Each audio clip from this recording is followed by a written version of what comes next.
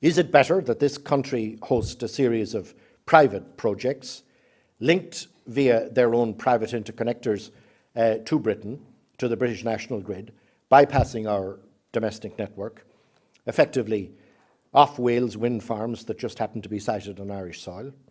Or do we want to integrate these projects into our own national transmission system? Second, there is the question of state participation. Apart from any other consideration, the state and its agencies are the largest landowners in the country, and wind farms need land. But our energy companies are also major participants in the renewable energy market. Should we be growing their participation with a view to reaping the major commercial benefits that are down the line?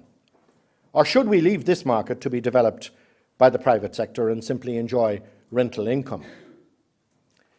To draw on the language of our latest agreement with the Troika, the question is how we ensure that state-owned assets are efficiently mobilised to reduce the government financing needs and to provide some additional resources for reinvestment in job creation initiatives in the economy, while also increasing the overall efficiency of the economy.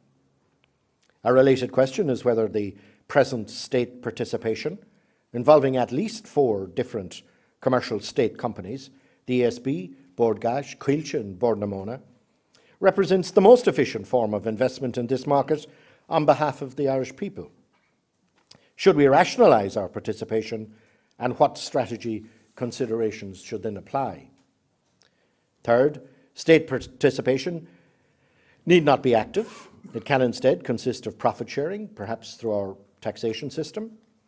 The starting point, I think, however, must be the Constitution, Article 10 of which states that all natural resources, including the air and all forms of potential energy, belong to the state. This legal claim is stated in the text to be subject to any private interests that are, for the time being, lawfully vested in any person or body.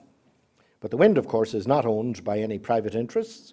It belongs, therefore, to the state, and its exploitation as a natural resource must be on behalf of the people and driven by the public interest. While it's one thing to have levies, such as refit, imposed on industry and domestic consumers to support developing sectors, the state can, if it chooses, have a different approach when it comes to fully commercial and profitable projects of scale.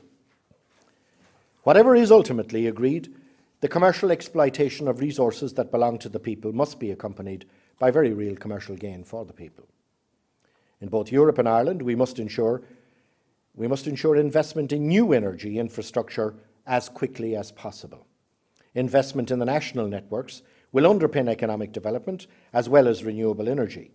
Investment in interconnection and smart grids will critically underpin the single European energy market and enhance security of supply, as well as enabling trade in renewable energy. The proposed energy infrastructure package needs to be progressed as swiftly as possible at EU level. As regular visitors to this institute will be aware, the package may well fall to Ireland to conclude during our period as President.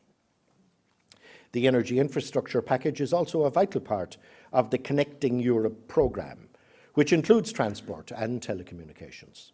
It's obviously critical to the jobs and sustainable growth agenda for Europe. It represents a very significant opportunity for Ireland as we work to address our national gas, electricity and renewable energy infrastructure needs.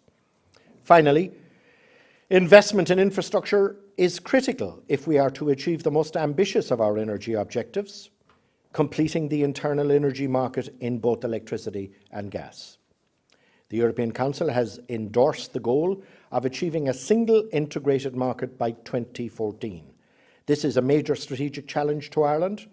We need to preserve the important features of our existing gas and electricity markets while maximising the benefits which integration can bring for Irish consumers and the energy sector itself.